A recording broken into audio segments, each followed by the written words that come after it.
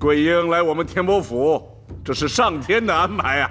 虽说经历了9曲18折，最终还是成为了我的儿媳。我们全家都非常高兴啊。来，大家共同干一杯。好，来。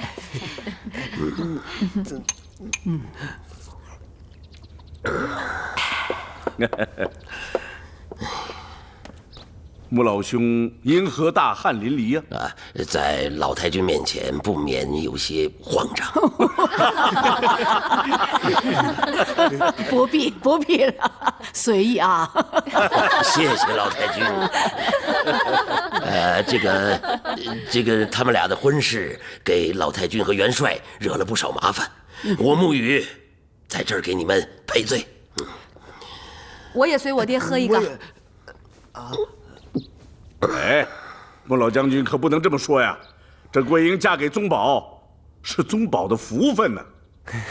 桂英她不光是身手不凡，而且文韬武略是样样行，对宗保一生她都能受益匪浅呐。穆老将军贵庚啊？今年多大岁数了？50有5，哎呀，白活了。哎呀，你看这头发胡子都啊！老哥哥，以后孩子们操心费神呐，什么时候是个头啊？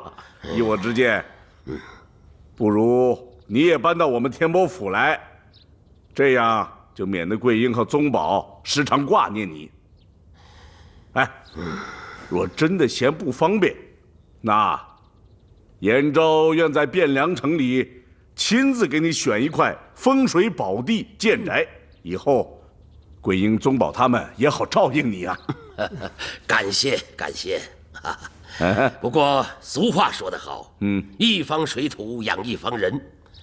哎呀，这个城里虽然好，但是我在山寨住久了，接地气接惯了。这进城之事就，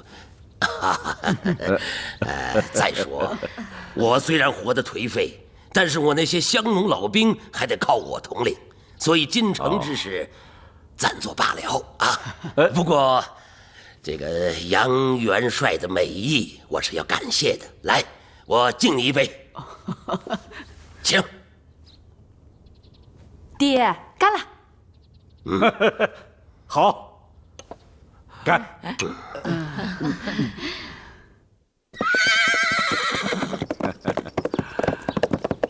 穆老将军呐，当年带兵威震中原，人称穆天王，那是大名鼎鼎啊。家父在世时，常以穆老将军为典范，训教我们弟兄。延昭从那时起就对穆老将军钦佩之至，所以。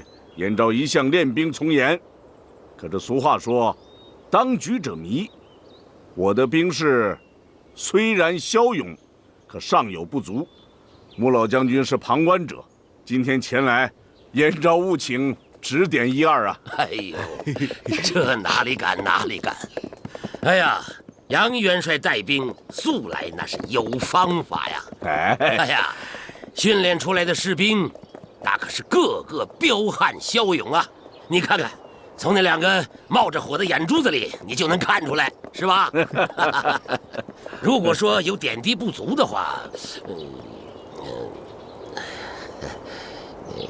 说，那我就说了，那就是缺少一点细腻。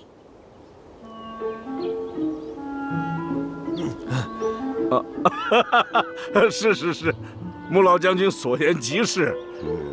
延昭一向练兵偏重粗犷勇猛，而不够细腻。素闻穆老将军练兵自有一套妙法，手下乡勇士个个武艺高强。今天能否请穆老将军让你的兵士和我的兵士，他们切磋武艺？以便让他们知道自己的不足啊！让你的兵和我的兵比试比试啊！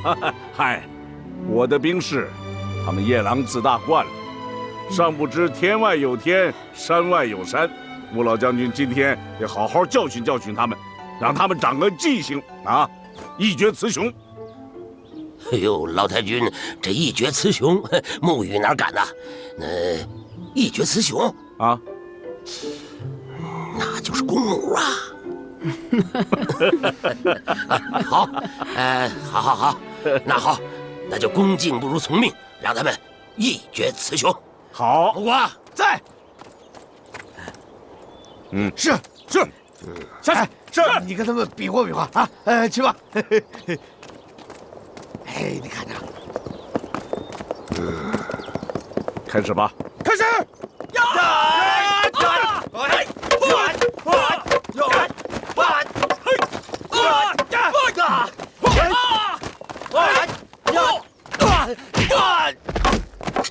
哎呀！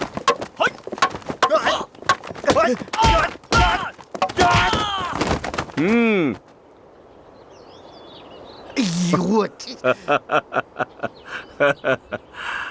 穆老将军，手下乡兵的确是武艺高强啊，要么是鞍马劳顿之故，是偶尔失手，不足为怪，不足为怪。哪里？一决雌雄嘛，决出来了啊！你是雄，我是雌。燕昭啊，你做的太过分了，怎么能对亲家这样呢？娘，孩儿跟您说过，圣上让我去说服穆老将军，这是给孩儿出了个大大的难题呀。若不让他知道我的下属这般勇猛，他又怎么会心甘情愿地归顺大宋？可是穆老将军非常生气，恐怕再这样下去，他会愤然离府的。不会，穆老将军争强好胜，他又怎会轻易服输啊？败了，他总要挽回面子吧？看来你还要将他一军啊！是啊，娘。孩儿既然领了圣命，也是不得已而为之啊。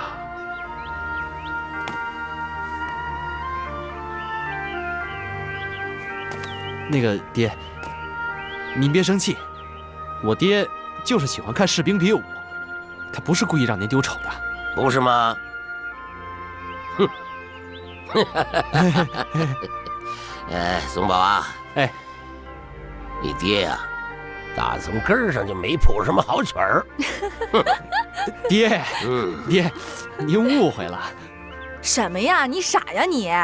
哎，你就没看出来呀？你爹是故意让天波府的士兵露出了破绽，引我爹上钩呢。你真是傻，连这个都看不出来。不是，你别说。哎，宗宝啊，过来。好。你不是好功夫吗？来。怎么了？你给我抓条鱼出来。哼，不就抓条鱼吗？那么简单，来，我给您抓。抓呀！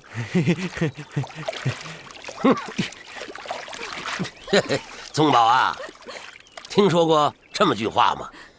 人笨可以，千万别变成蛋，一变成笨蛋，那可就真是笨了。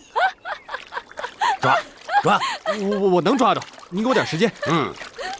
你傻呀你！我爹逗你玩呢。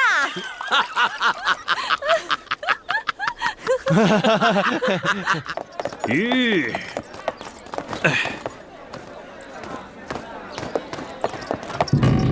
没想到偷鸡不成反18米，皇上不但暂且放下木柯寨，还收了穆桂英为昭武校尉。他名正言顺地随杨延昭出征，无疑给萧天佐带来了威胁呀！都是杨延昭的那番话打动了皇上。哎呀，话出自于穆桂英，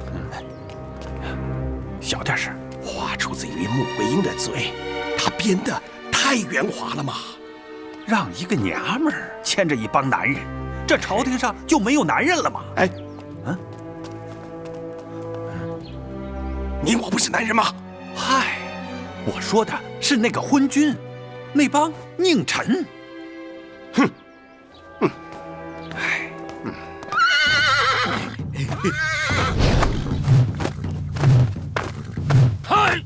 好，穆家刀法稳健刚毅，内力十足。今日一见，果然名不虚传呐。好，献丑了，献丑了。穆老将军，来。坐，喝点茶啊。今日延昭亲眼得见穆老将军舞刀，真乃三生有幸。哎，客气客气。只是啊，眼下穆老将军也已年迈，再这么动刀割玩兵器，只怕是有伤贵体。以我之见，倒不如温习些拳脚功夫，更能够延年益寿。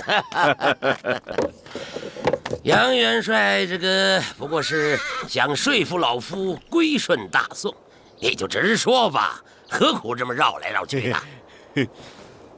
不是延昭愿这么做，实在是圣命难违啊。那好啊，那杨元帅可以回朝廷复命了，就说我老穆羽誓死不降。穆老将军，这又是何苦啊？圣上又没有威逼于你，朝廷只是想求个天下安泰和睦。再说，这木柯寨乡兵又不多，这么跟朝廷抗衡下去，也没有多大意思。哎呀，杨元帅所言极是啊！我木柯寨乡兵是不多，可30多年了啊！哈哈，朝廷占什么便宜了？啊，我木柯寨不还是巍然屹立吗？嘿嘿，穆老将军这话可有些过了。以延昭之见，能和则和，最好不要兵戎相见。虽说是朝廷多次征剿木柯寨，屡屡败下来，可是依我看来，这木柯寨也并非是固若金汤、无懈可击啊。要细找破绽嘛，那还是有些薄弱之处的。依着杨元帅之见，我木柯寨的薄弱之处在哪儿呢？延昭要是妄言点破，穆老将军可不许介意啊！哎，杨元帅但讲无妨。木柯寨的命脉在于水，木柯寨的用水来自于山后的泉眼。若是切断水源，木柯寨便不攻自破。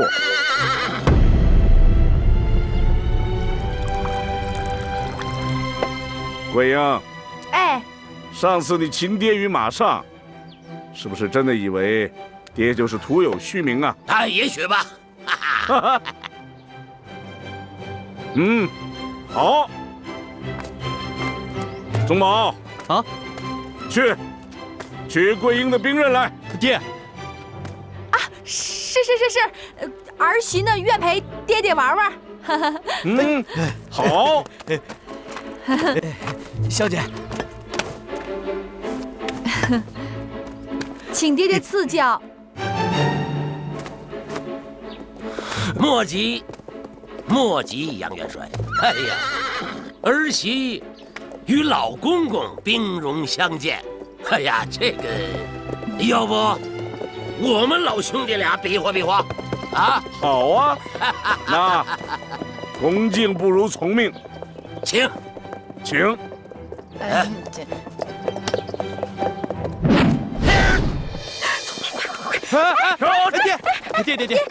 给我吧，爹。你看看这，好，那咱们老哥俩到八角凉亭好好去聊聊吧。走。对。哎呀，杨元帅的用意我心里十分清楚，我就是想问问，杨元帅之意是否是想逼我归顺朝廷？延昭只是传达圣命，绝无丝毫相逼之意。按说，杨元帅兵多将广，又摸准了我木柯寨的命门。如果你举兵强攻，拿下木柯寨，还不是易如反掌吗？我也这么看。如果是这样的话，那我穆羽和我的乡勇寨兵必然是拼死力搏，到最后，杨元帅你得到的不过是一座空寨。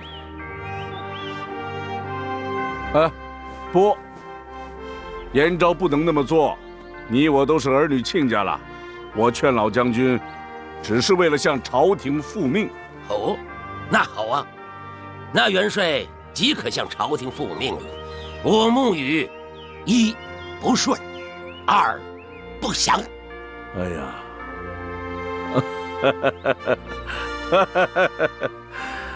那穆老将军可是让我为难了。现在圣上正欲赐桂英为将，那你要不归顺，他可就无法随我一起出征啊。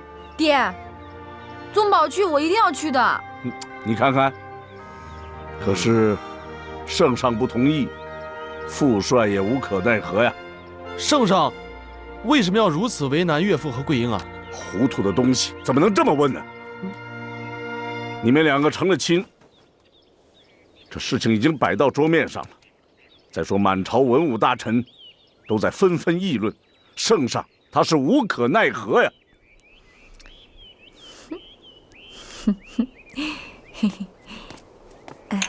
爹，喝水。爹爹啊，您二老看这样行不行？您就去回皇上的旨，你就说我爹啊听了您的劝，不做寨主了。这样啊，我不就能跟宗保一块出征了吗？这是个好办法，好主意。我回去以后马上放出风去，说木柯寨已无寨主，刀枪入库，马放南山。圣上睿智，这样糊弄他，他岂肯相信？爹，大敌当前，现在最重要的是什么？出征。这多一个人啊，就多一份力量。圣上不会深究的。桂英，你真聪明啊！当然了，我的丫头当然聪明了。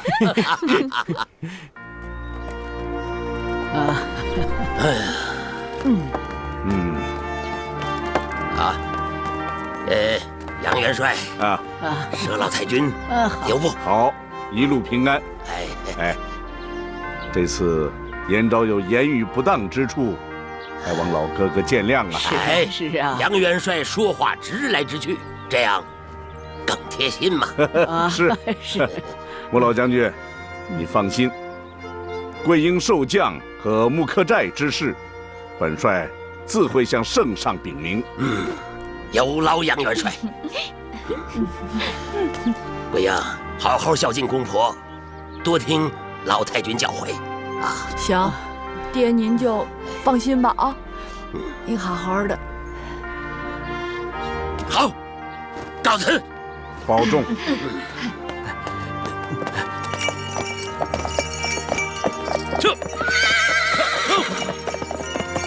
告辞。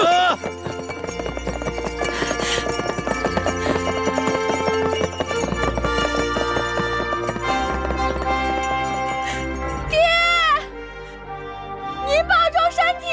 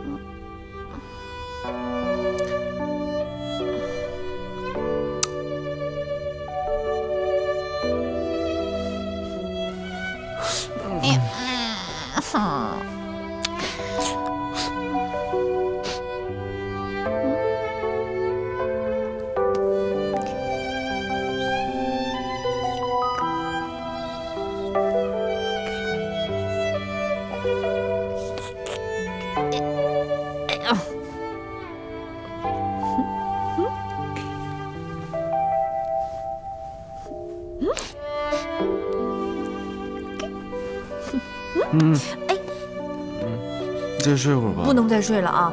再睡的话，奶奶跟婶婶该笑话咱们了。快点起来了。在天波府，天是老大，我是老二。我说睡会儿就再睡会儿。哎呀，好吧，再睡会儿吧。都到了吃饭的点儿了，一家人还得等他俩。八妹，你去把宗宝和桂英叫起来。哦，天波府的规矩就是多。老身呐，嫁给你们公公的时候就领教过了，什么早问安呐，晚问安呐，顿顿敬这个敬那个。哎呀，别人饭都吃完了，老身还没吃半饱呢。现在这穆桂英啊，跟婆婆一样，又要受这个折磨了。娘，现在倡导礼教，王公大臣哪家不按规矩行事？桂英不懂规矩，天波府就会被人家笑话的。哎呀，老身呐，讨厌这些礼节。说实话，你们呐，早上晚上给老身请安呐，老身都烦得慌。娘，您说这话就不对了。请安问候是遵守朝廷提倡的孝道。就是啊，娘，您不看重礼节，那是因为您德高望重，谁敢对您不敬啊？但是桂英她进了天波府，不守规矩，那可不成。老身知道你们都是大户人家，可是老身当年只是个乡村的丫头，跟你们不是一路啊。哦，看来你们想和着一块儿去改变桂英啊！啊，老身别碍事儿了啊！你们呐，爱怎么着怎么着，还是离开为好。哎呀，娘，您是怨我们啊？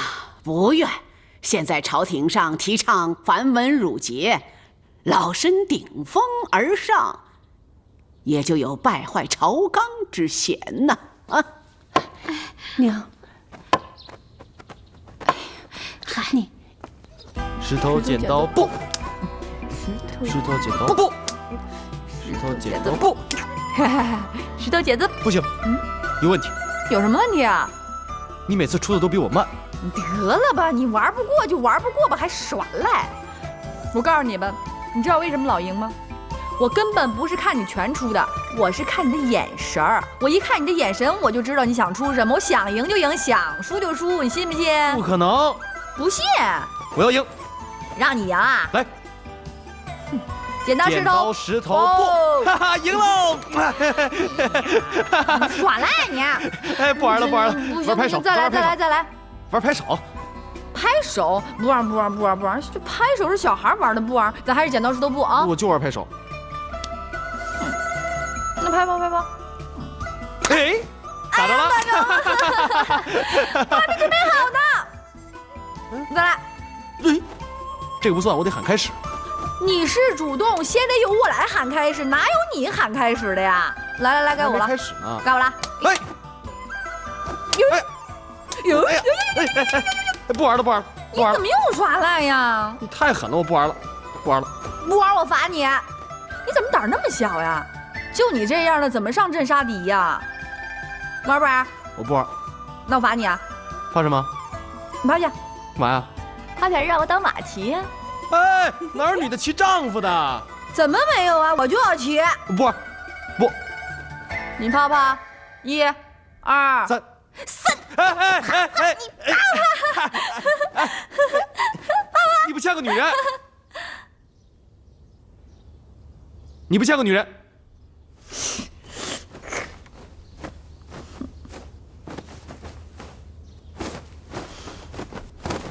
别人说我不像女的，你也说我不像女的。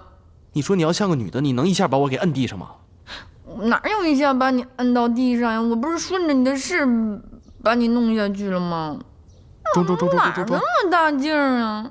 你看看我这小胳膊多细呀，一掰就折了。装，接着装，看看嘛，接着装，干嘛？接着装。我哪那么大劲儿啊？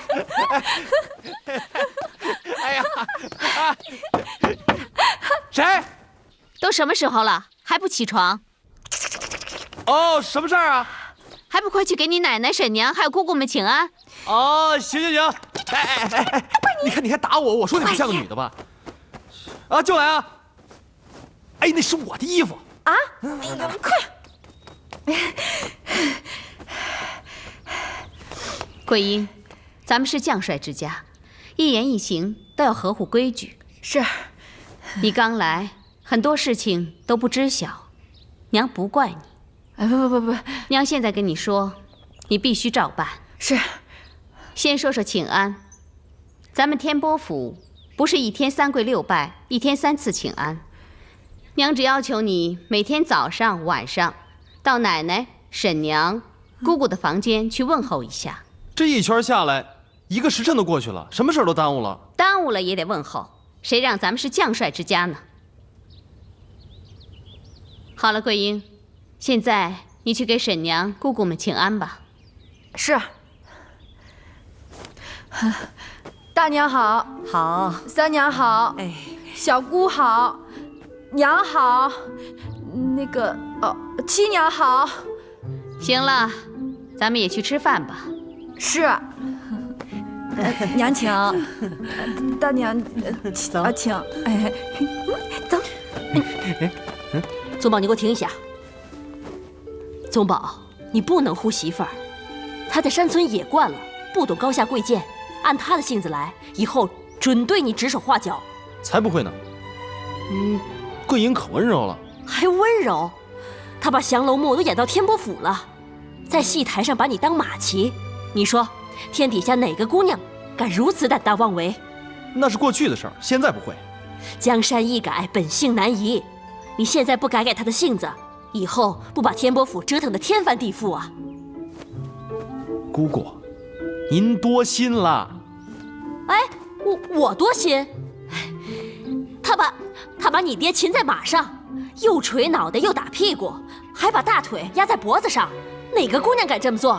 姑姑，那都是过去的事儿了。现在进了杨家的门，野丫头也变成唯唯诺诺的小媳妇儿了。哎，你给我听好了，你再护你媳妇儿，姑姑扇你！哎呀！呀，吃饭了？怎么才来呀？哎，八妹，快坐下。哎，桂英啊，进了咱们杨家门，老身心里头高兴啊。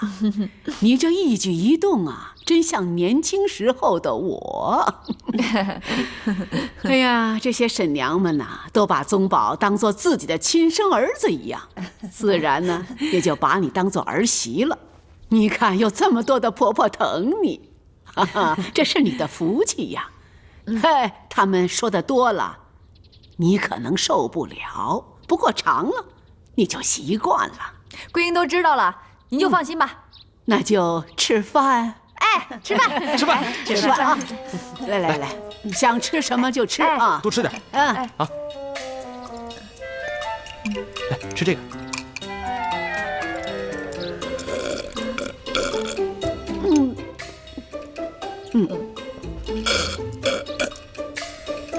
桂英，吃饭时别闹动静，这不成体统。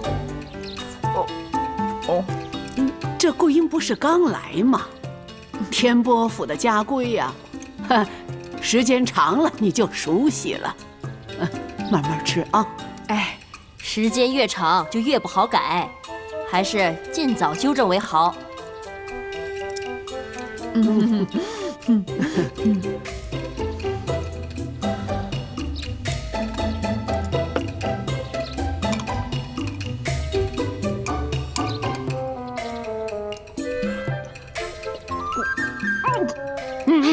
小姐，小姐，慢点，来，这擦擦，擦。你看看，哪有人像他这么吃饭的？木科寨的人都是这么吃饭的。说你媳妇2句，还不是为了她好？看你嘴里叽里巴拉，算没完了。没事，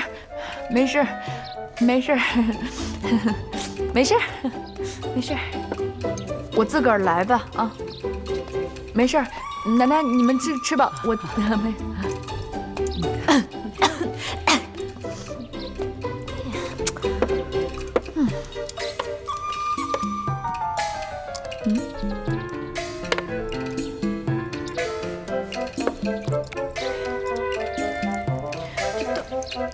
到哪儿了？到什么地方都没有。哎，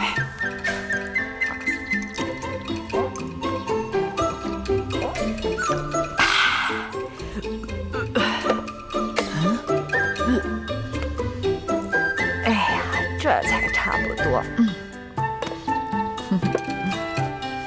像样子吧？哎，桂英，桂英，你怎么用这个？哦，我觉得那个碗儿太小了，我就换了个大的，省得老盛。我还是吃干的吧，因为喝稀的有声音。这不是碗，是手盆儿。盆呢？盆里的水呢？喝了呀。啊！这可是我们洗手用的水，你，哎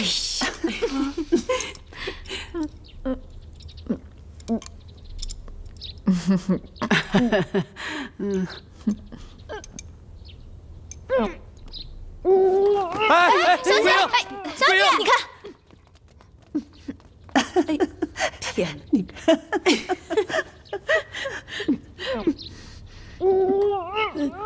哎呀，你们少说两句。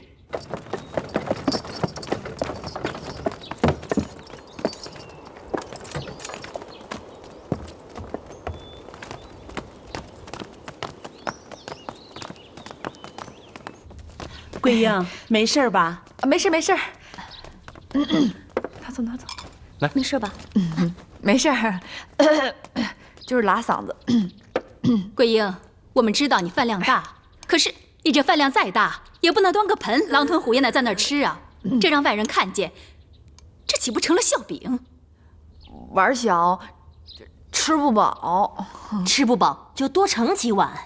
我就觉得吧，这一会儿盛一碗，一会儿盛一碗的，不雅观。那也比你端个盆在那儿呼哧呼哧的好多了吧？我呢，你们都忘了你们自己年轻时候了啊！你们那时候哪个不是手掐3个馒头？辽军冲来了，结果你们都是叼着馒头去打仗啊！娘，那个时候是在疆场，自然顾不上文雅，现在则不同啊。怎么就不同啊？马上就要出征了啊！哎，你看看桂英被你们说的像个小媳妇似的，她怎么可能跟宗保一起随着她的父亲去打仗啊？对，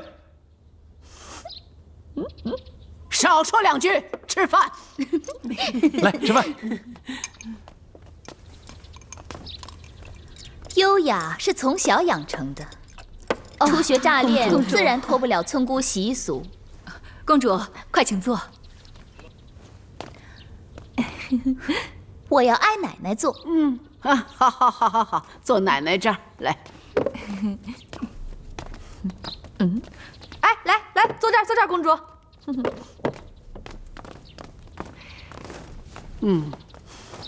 好，大伙儿都坐下吧啊。哎，给我换一套餐具。好，换一套餐具。哎，公主啊，老身知道，你呀就愿意到天波府来吃饭。那先来一碗莲子银耳汤。奶奶，我当然爱吃天波府的饭了，恐怕以后没有机会再来了。哎，怎么能没机会呢？你想来就来呀！你要是不来，老身就要宗保去请你了。奶奶，您让宗保去请我啊？有的人恐怕会不乐意的。公主啊，你想多了。你跟宗保从小青梅竹马，对宗保帮助甚大。奶奶还有婶娘们都希望你以后继续提携他呢。七公主，君主说的是肺腑之言。我们宗保虽然从小舞文弄墨，但才情远不及您呐，所以还希望您以后能常来。这就用不着本公主了吧？穆小姐来了天波府，就不缺诗情画意了。桂英只懂武功，哪会什么填词作赋啊？我们小姐4岁学诗，5岁便会填词。是吗？老身还不知道呢。你说说，穆桂英会写什么诗啊？不行，她会。穆小姐既然懂诗，那咱们就不妨赋诗为太君婶娘们助兴，如何？我不行，不行。哎，老身呐，在疆场上厮杀几10年了，真希望有朝一日咱们杨家出一位文才。娘的希望也是我们大家的希望。对呀，公主，您就和桂英作诗，让我们大家好好欣赏欣赏。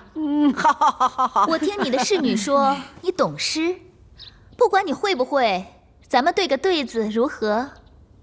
行，你先说吧。过去我向往琴棋书画，郎作伴。现在我是刀枪剑戟妹相知。从这个对子就能看出，穆小姐果然懂诗词。切，我不行。那咱们作诗助兴如何？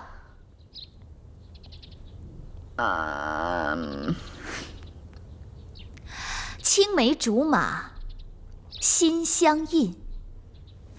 两小无猜，妹伴君。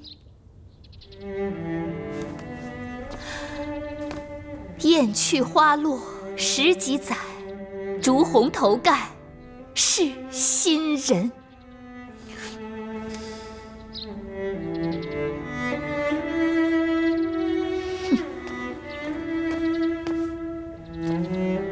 疆场厮杀，硬碰硬，未想兵戈出真情。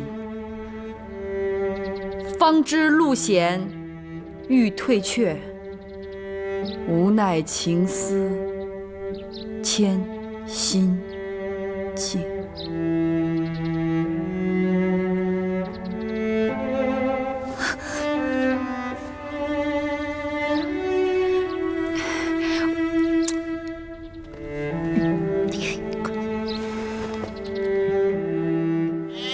天上星，亮晶晶，一眨一眨照眼明。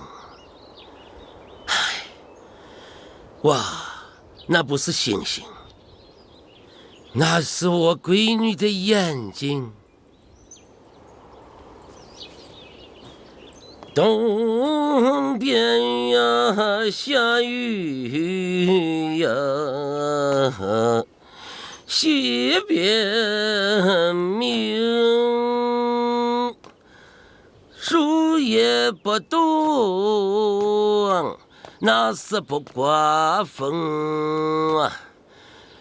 瓜儿离不开洋洋湾，月儿离不开水坑坑，冷冷冷冷一个冷冷，蹭蹭蹭蹭一个蹭蹭，离不开水坑坑。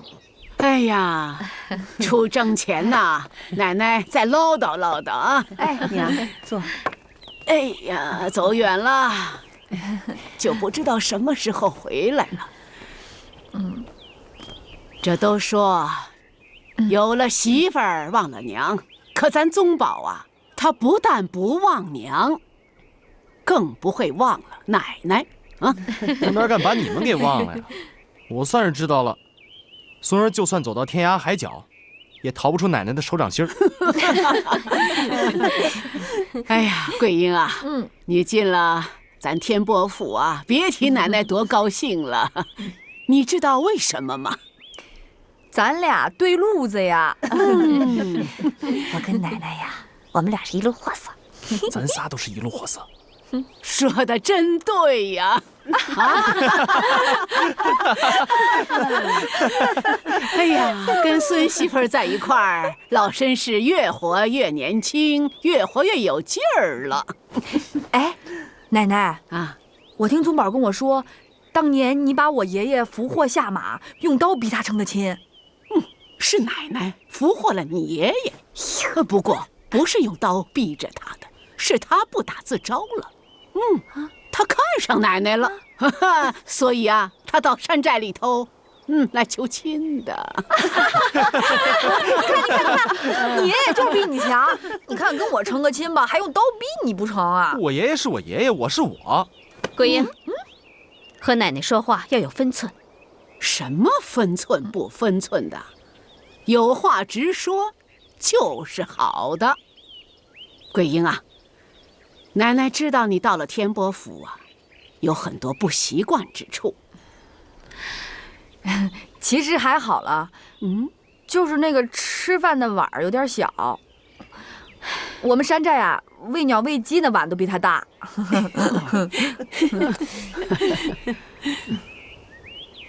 奶奶，我想说句话行吗？说，咱都是习武之人，没必要那么文绉绉的。